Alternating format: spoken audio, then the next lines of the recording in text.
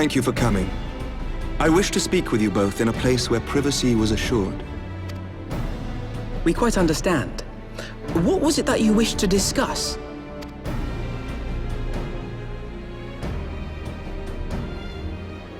With my father's passing, the seat of the Archbishop lies vacant.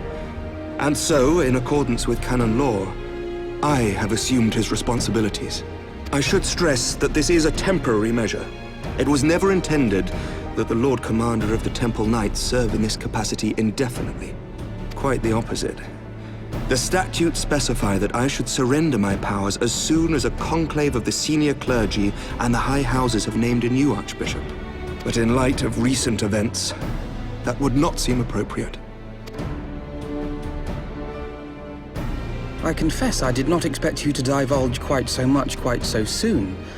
The details of the Archbishop's plans, perhaps, but the true origin of the war and all it entails? I too had concerns. But when the Warrior of Light is witnessed returning to the capital upon the back of a dragon, one's options are rather limited. Mayhap I could have concealed certain details, but for how long? And at what risk? Should the truth have come to light in the meantime, how would the people have viewed my silence? After 1,000 years of lies and secrecy, I could not well abuse their trust and hope to be believed. The time for deception has passed. I only wish the people agreed. That some would deny the truth I had anticipated, but not this many. And among the few who acknowledged that my father had to be stopped, no small number questioned our methods. If they suspect a coup, it will not be long before some turn to violence. It has already begun, and that on both sides. Men and women of the cloth are being harassed in the streets. Some have even been assaulted in the Broom. Hilda and her people have formed a watch to help us maintain order. But such measures will not prevent the unrest from spreading. For all our talk of peace, the people remain frightened and confused. For their sake, we must bring the Dragonsong War to a definitive end.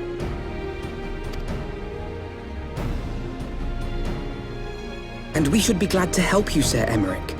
But what precisely would you have us do?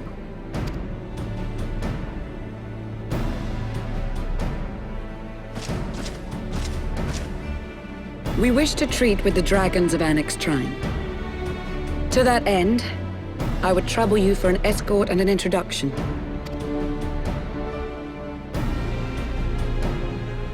FFXIV? You would speak with Vidofnir, then? We must needs open a dialogue between our peoples. Acting as my representative, Lucia will extend an invitation to their leader, that she might visit us here in Ishgard. Were she still with us, I would of course have beseeched Isel's assistance in this matter. But as she is not, I must ask that you aid us in her stead. Will you do us this favor?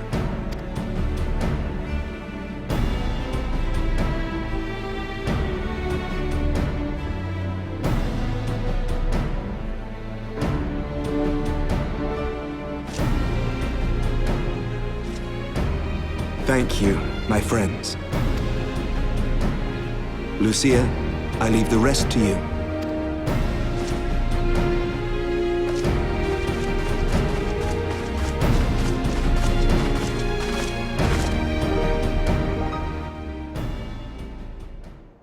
In the wake of the Archbishop's fall, the nation of Ishgard trembled, the faith of her people shaken to its very core.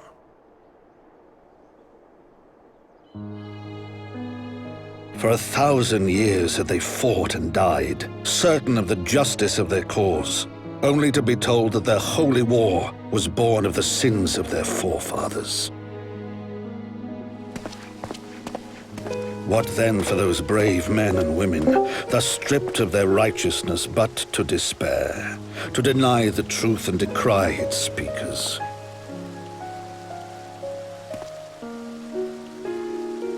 And what then for those whom they defamed but to hope on, to have faith in a brighter tomorrow?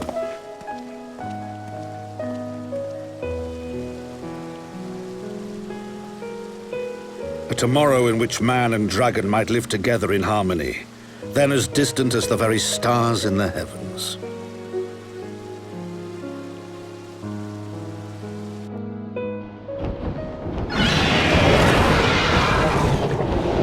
Yet while we dared to hope, deep within his lair the enemy lay, gathering his strength.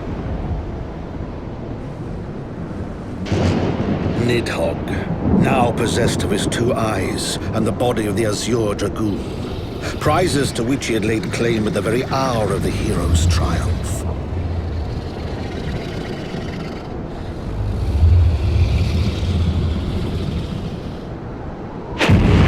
As desperately as we sought the solace of peace, the great worm craved the misery of war. Nor was he alone in his misbegotten desire.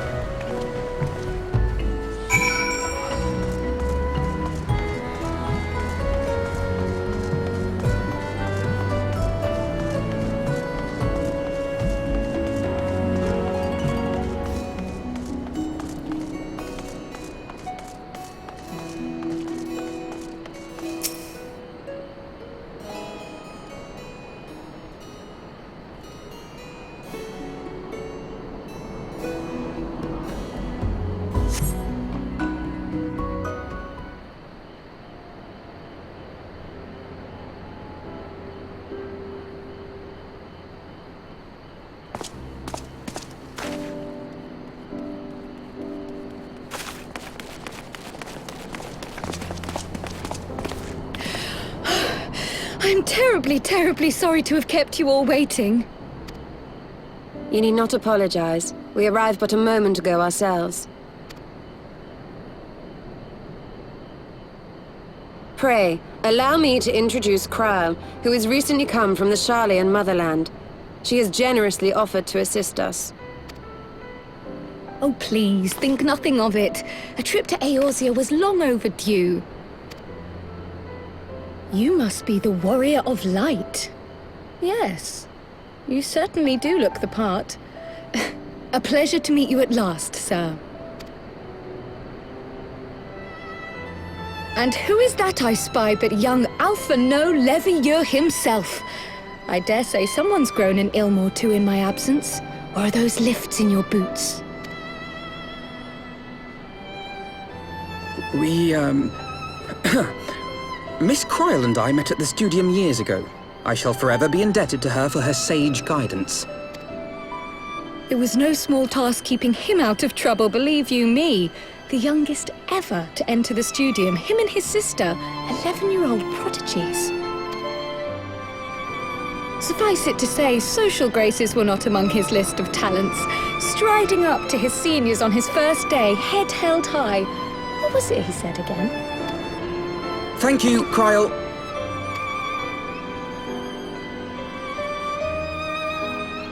For what? I haven't finished yet. Would you care to attempt a more dexterous deflection? Mayhap we should save this delightful conversation for a more fitting occasion, when pressing matters do not demand our undivided attention. A bit much, but better. I can tell you have been putting your skills to use here in Eorzea. Henceforth, I trust you will dazzle me with your eloquence at the first time of asking.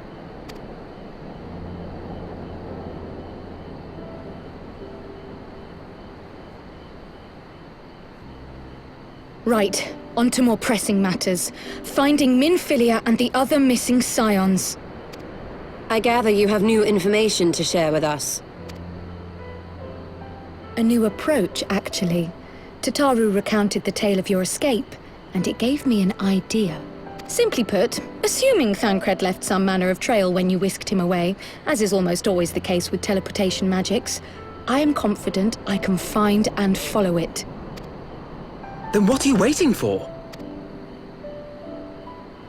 The wherewithal to do it. The fact is, my abilities aren't quite up to the task. Not in themselves, anyway. If I had Master Matoya's crystal eye, on the other hand... Then let us all call on her forthwith. I think it best you explain your plan to her in person.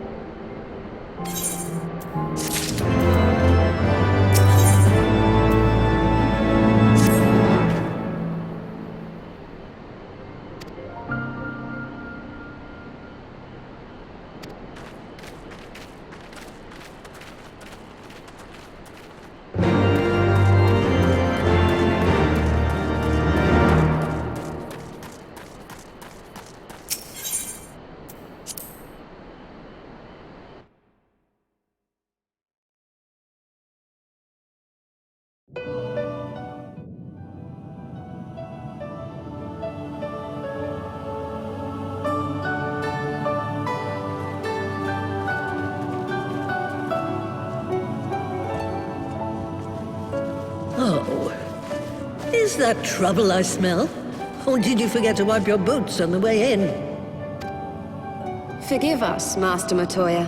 We will be sure to wipe them on the way out. And may I say how glad I am that age has not yet deprived you of your senses. Ever so quick-witted, aren't we? To the detriment of your manners. Well, out with it then. What do you want? Pray, allow me to introduce myself, Master Matoya. I am Kryl, of the students of Baldessian. I hope you will excuse our unannounced visit. Baldessian, you say? Ah, yes. The old coot set up shop on the Isle of Val, didn't he? Regrettably, our order's headquarters and the isle itself were obliterated by a magic of immense power. I have the blessing of light to thank for my own preservation. Kryl, you too possess the Echo. Well, yes, of course I do. Our order is devoted to uncovering the mysteries of Hydaelyn and interpreting her will, particularly through the study of her gift to us. It was in the course of these studies that I met and subsequently befriended Minfilia. She and I have rather a lot in common. I had no idea. You weren't supposed to. Not that I wanted to deceive you, you understand, but precautions had to be taken. Yes, that's all well and good, but you still haven't told me why you're here. The students of Baldessian are gone, and there is naught I can do to change that. But the signs of the Seventh Dawn can yet be restored, and my dear friend found. You have in your possession an ancient crystal of light, one you call your crystal eye. I believe I can use it to focus my abilities and locate one of the missing scions.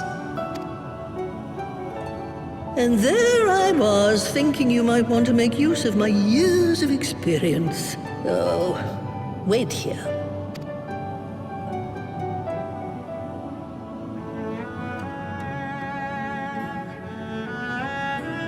Long did I ponder the nature of this crystal and its familiar radiance, but never did I suspect it was a crystal of light. On the cusp of an umbral calamity, souls blessed with the power of the Echo invariably appear. To aid these, her chosen warriors, Hydaelyn bequeaths to each a slither of her strength in the form of a crystal of light. But as her strength wanes, so too does the potency of her gifts. This crystal, born of an earlier era, is infused with a power far greater than those of this age. You could travel the length and breadth of the land and not find a crystal even a fraction as pure. Its value is beyond measure, as are the risks inherent in its use. No two manifestations of the Echo are alike. I, for example, can converse with beings of every shape and size, excepting beasts, contrary to what others would have you believe. Language has nothing to do with it, of course. Rather, I am sensitive to the whispers of the soul. Their intent, their very essence even, the traces of which serve to guide the elementals to Y'shtola. Far-fetched though it may sound, I believe that with your crystal eye, I may be able to pick up where they left off and follow the remaining trail to Thancred. That is, if I have your permission.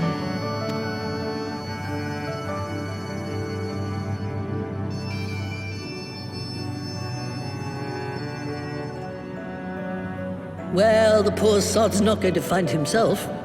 So, as long as you don't drop it or take it out of my sight, you may do with it what you will. Thank you, Master Matoya.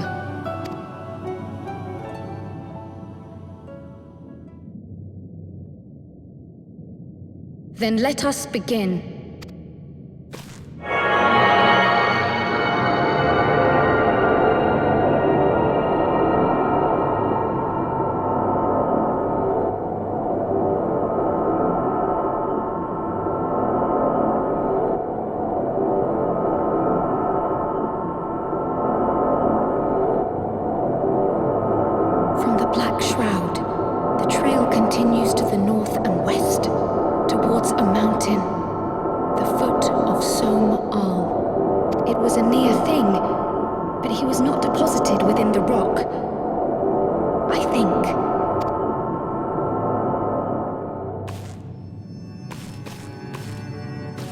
hunters of Tailfeather know those lands well.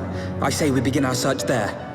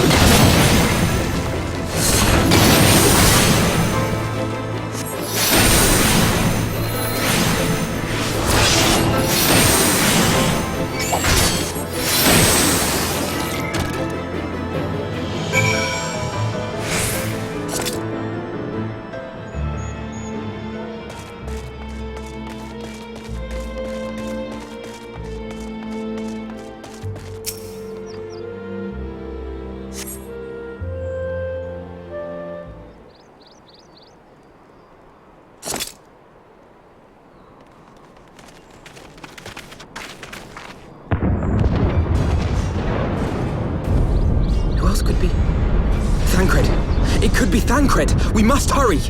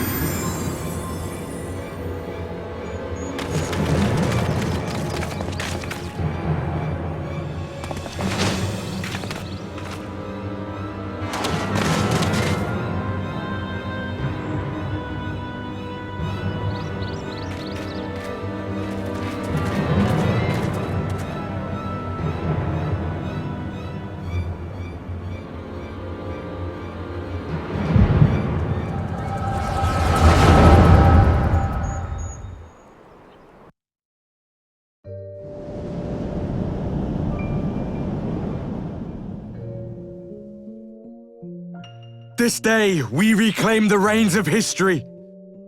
This day, we rid ourselves of the Ascians forever! Fools playing at heroes, all of you. Is this how you believe you can save your world?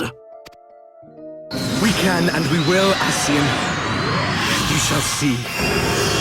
Or perhaps you will not!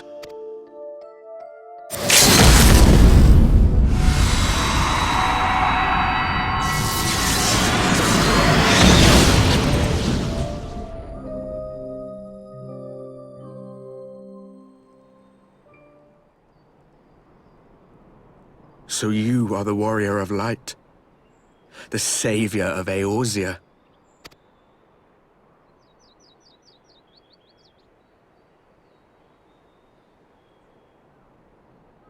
It's a wonder you didn't come sooner, what with the primal and all. Lost a step, have we? Have care. The ether moves strangely around him. It would seem we share a common enemy. Mayhap you would tell us who you are.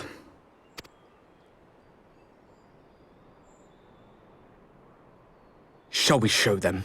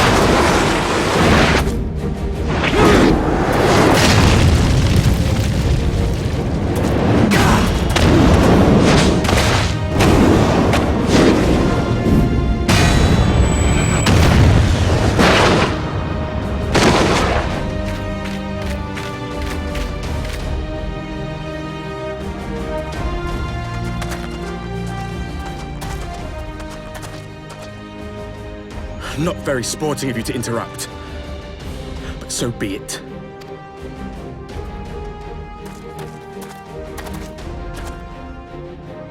Mark well our faces, Warrior of Light, for we are the Warriors of Darkness, walkers of a different path, and we shall meet again.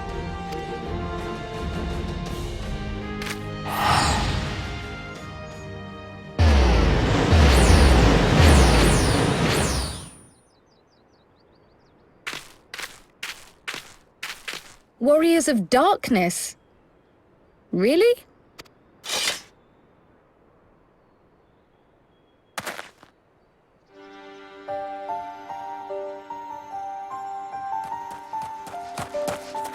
Thancred! Are you all right?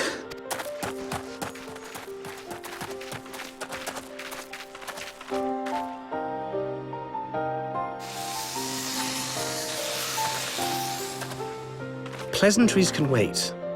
I'd rather not be here when the Nath arrive. Agreed?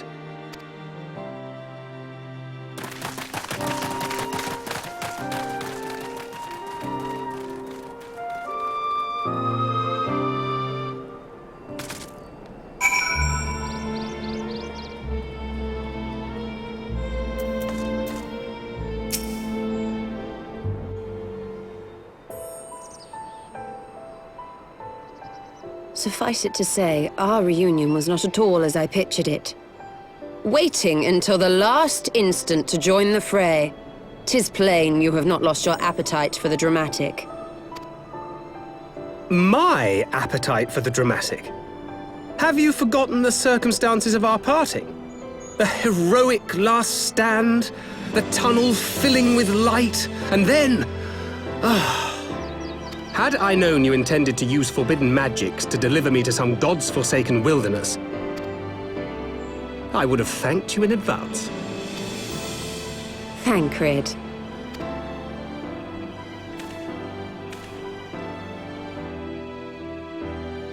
If nothing else, you might have warned me that I would emerge from the live stream in the all together. Eventually, I managed to fashion knives from some obsidian I found, and set about hunting for meat and hides. Given that I'm not all that skilled in leatherworking, it's probably for the best that I met the Vath before I was reunited with you.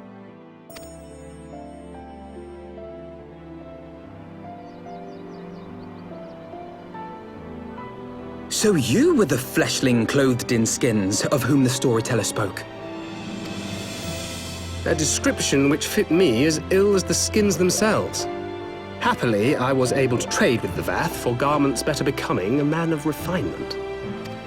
From them, I learned of Ravana, and of the great warrior who had once laid him low.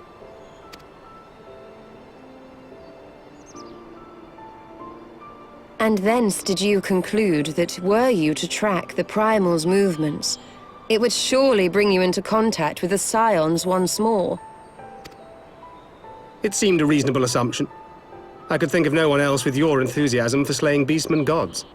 Until now, that is. Ah, yes. The self-proclaimed warriors of darkness. 'Tis only fitting that they stand in opposition to the warrior of light, I suppose. I glimpsed the leaders past, if only for a moment. They were confronting a man in black. An Ascian, I think. If these warriors are capable of doing battle with Ascians and Primals both, they must be possessed of powerful protection. Protection not unlike the Echo.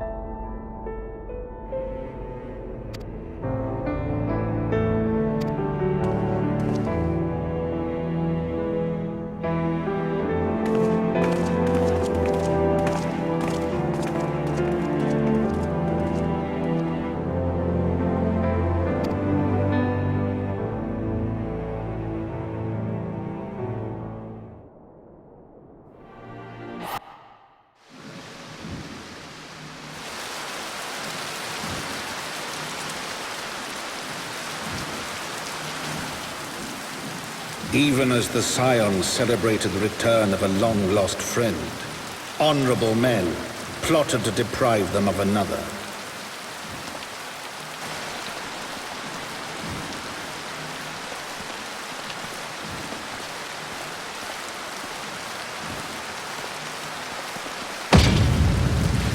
Honorable men, to whom Sir Emeric was no hero, but a scheming patricide.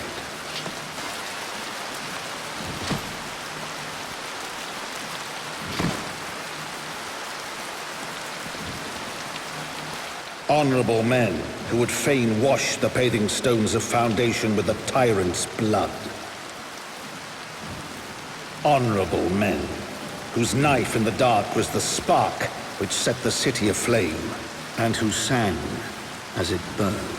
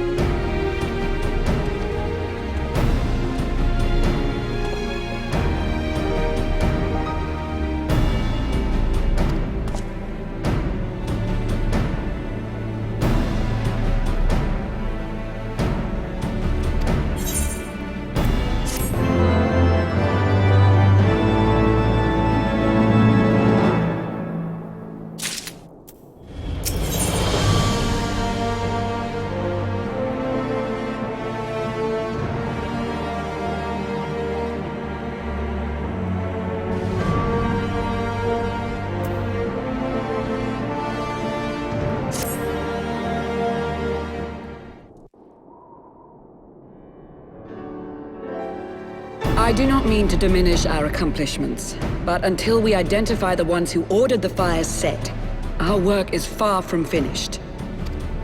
Between the various conservative and religious factions in Ishgard, I dare say there's no shortage of parties who would like to see the status quo preserved. Do any likely suspects spring to mind? Far too many to count. Lord Commander, your wounds. Are healing well. Thank you. Time is of the essence.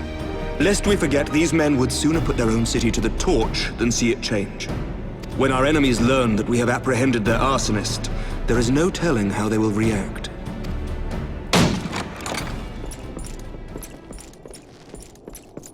Lord Commander, an armed mob has seized control of the vault. And now we know. Tell us what happened, sir. Spare no detail.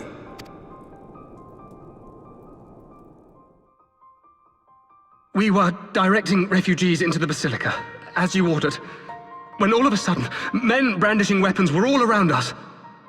It happened so fast, my lord. We had no time to respond. They've taken the refugees hostage and barricaded themselves inside the vault. And they sent you to deliver their demands. They, the true brothers of the faith, demand that a conclave to select the next archbishop be held forthwith. Furthermore, they declare that you, Lord Commander, are guilty of patricide and high treason, and that you must surrender yourself at once to receive of the Fury's judgment.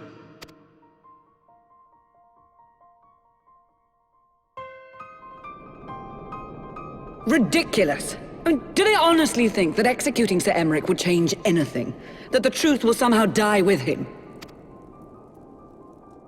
These fundamentalists rage against the passing of the old ways, unable to accept there can be no going back.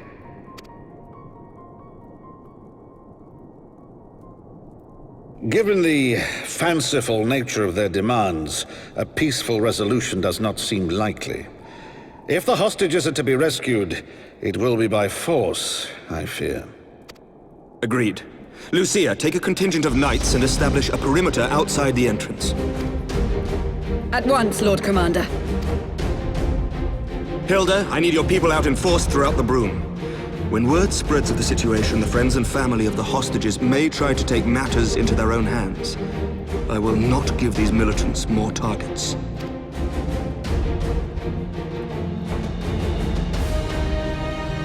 I shall lead the assault on the vault. Master Alphino, can I count on the support of the Scions? Of course.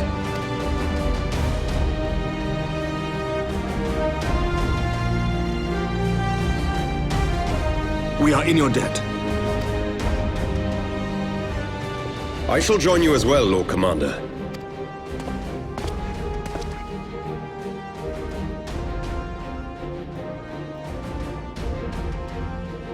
Your assistance is most welcome, Lord Atwarel. To arms, then, friends. Time is against us.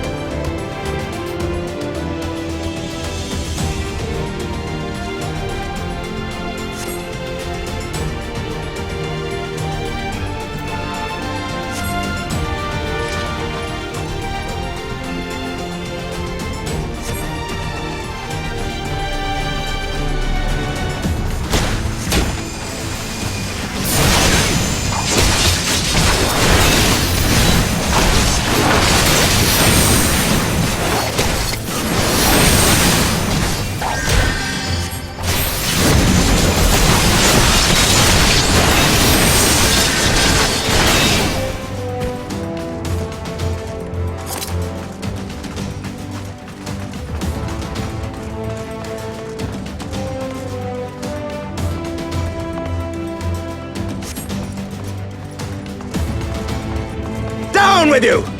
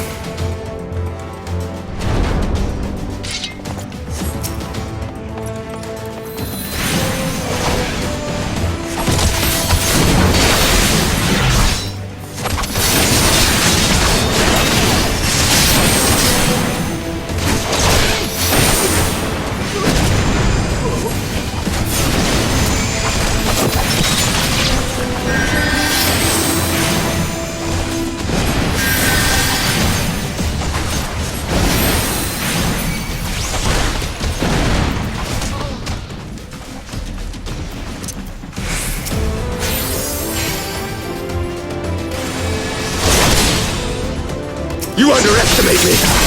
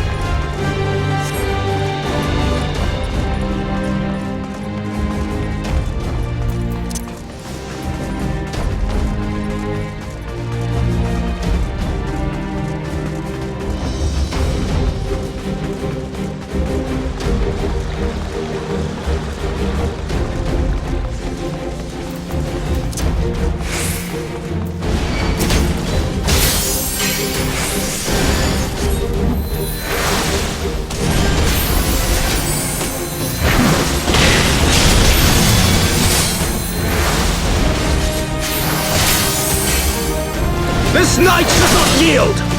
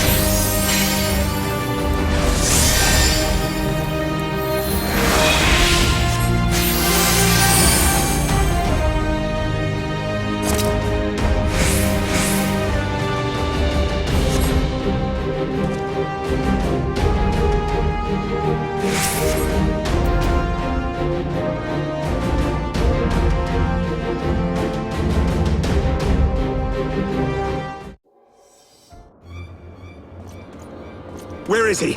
Where is he?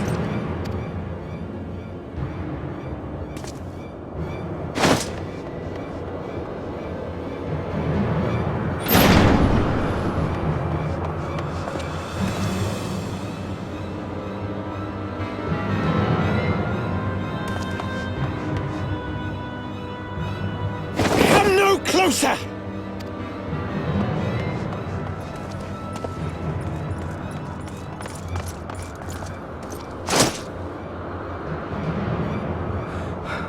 You have nowhere to run. Release the girl and surrender. Surrender to whom? The blasphemer who throws wide the gates to our enemy? Who breaks bread with him and calls him brother? Ungodly swine! I would sooner die than surrender to you. Is it godly to spill the blood of an innocent child? To burn the homes of your brothers? Tell me, priest, is that godly? Do not speak to me of godliness, heathen! Your father's blood is on your hands, as is hers!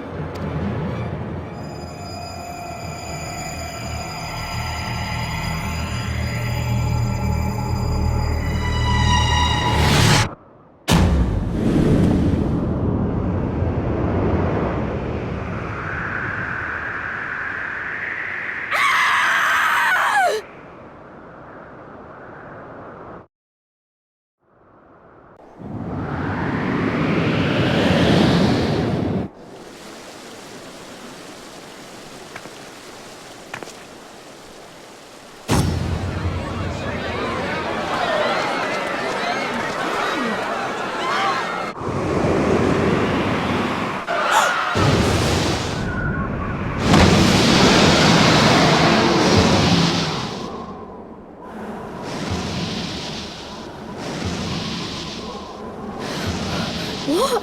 But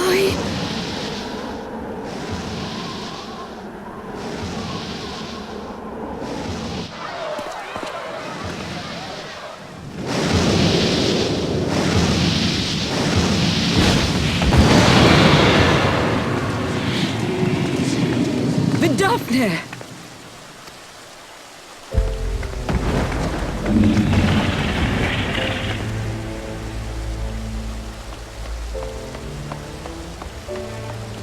Well met, knight.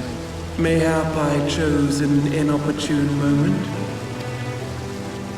Not at all. Pray forgive us this most unworthy reception.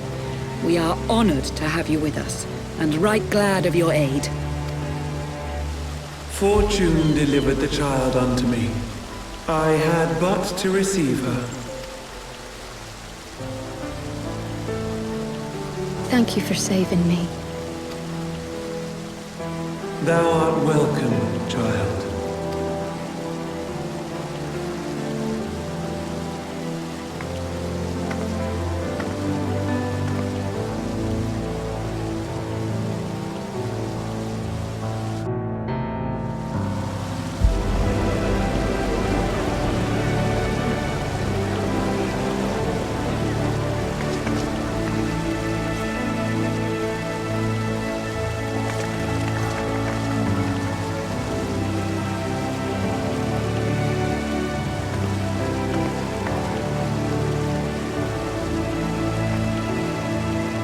Never did I think to be indebted to so unexpected a savior. But full glad am I to be so.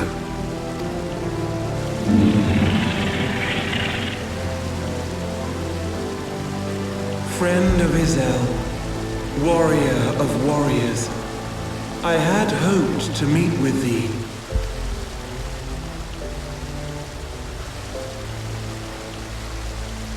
I bear a message from my sire.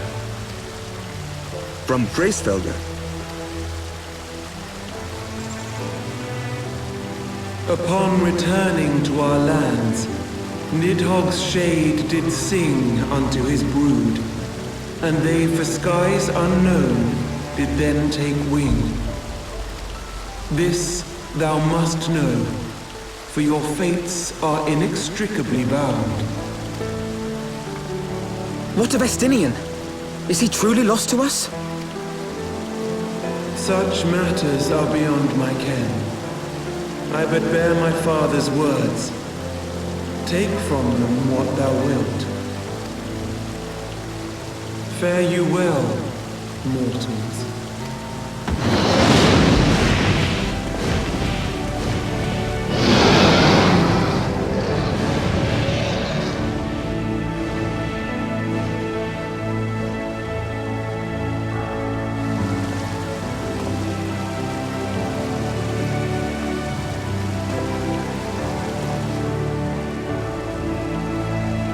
So it is as they say then. A great white dragon swooped down from the heavens to rescue an innocent child.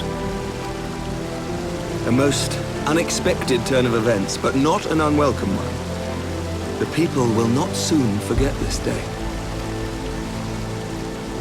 Yet how will they choose to remember it, Sir Emmerich?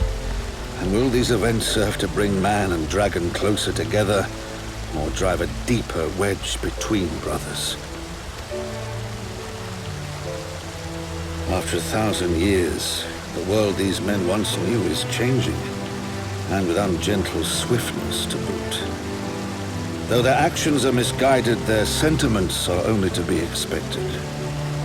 You may be sure that others will rally to their cause. I share your desire for lasting peace with the Jovanians, I do. But I would not see it built on the bones of our countrymen, nor on our own.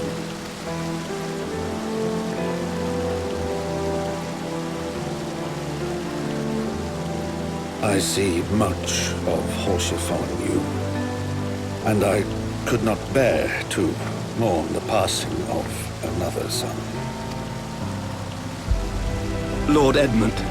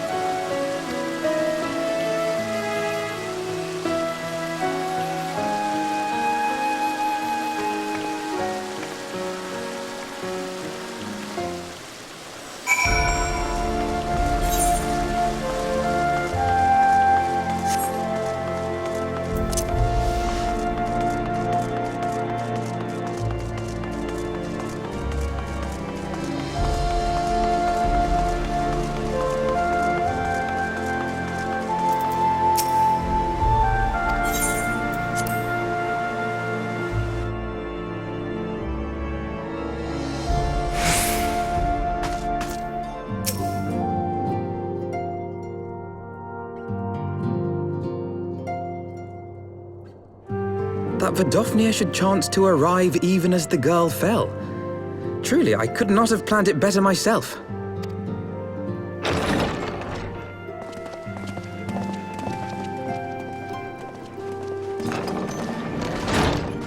Ah, good. We were afraid you might have left.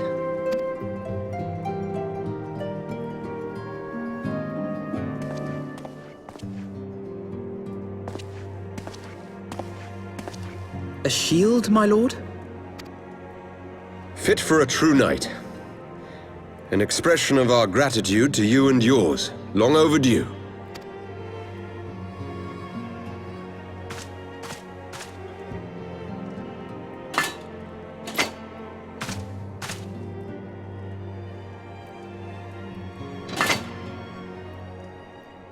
But there is something else I would discuss ere you part. Something which cannot leave this room. My father will soon step down as head of our house. Sir Emmerich was not the only one to fall under suspicion following the death of the Archbishop. There are some who believe my father complicit in a coup d'etat. Thus he intends to renounce his title to absolve our house of suspicion and secure the support of our peers. Surely there must be another way to convince Houses Durandare and Zamail. So I said to him. Alas, he will not budge.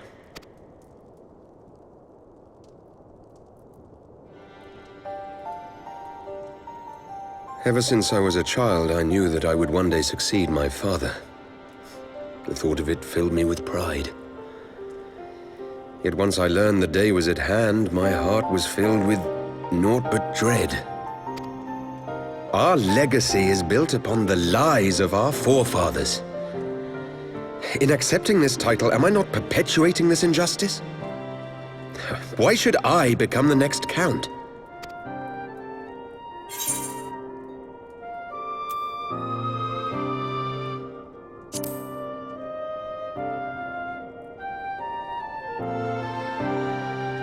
You sound just like him.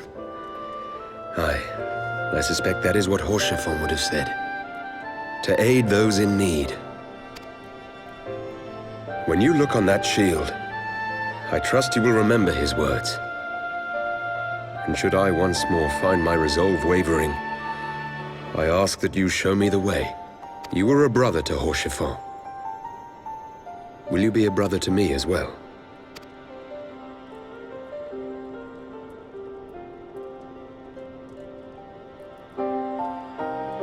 Come, Manelaine. There's much to be done. For father, and for Sir Emmerich, and for Ishgard.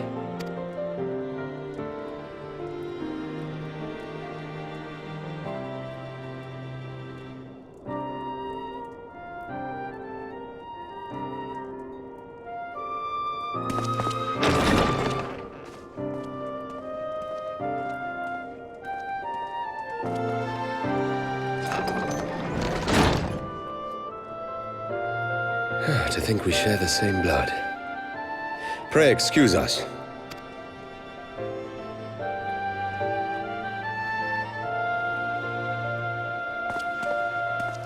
Those were the days of promises and vows, of tentative first steps into an uncertain future. A future shaped by the choices we made, in ways we could never have foreseen. Born of good and evil, of light and darkness, and shepherded by our hand. Be it for weal, or be it for woe.